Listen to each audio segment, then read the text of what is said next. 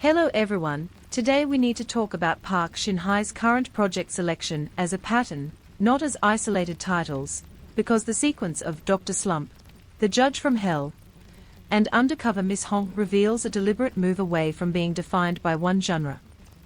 In 2024, Dr. Slump placed her in a story about burnout and emotional recovery. Later that year, The Judge from Hell turned her into a demon-linked anti-hero, and by 2026, Undercover Miss Hong moved her into retro workplace investigation and comedy.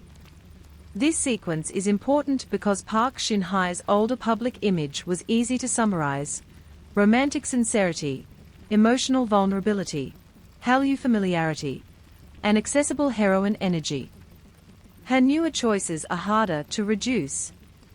One role asks her to collapse quietly under professional pressure, another asks her to punish criminals with supernatural menace, and another asks her to hide inside a false identity while investigating corporate wrongdoing. That shift changes the way audiences argue about her.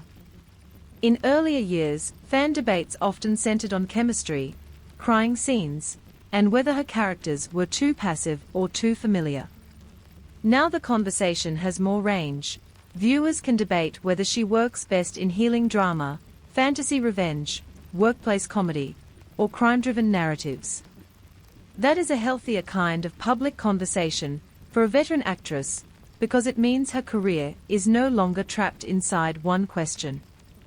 The second pregnancy announcement in April 2026 adds another layer to this pattern, because it arrives at the exact moment when her career had become more varied.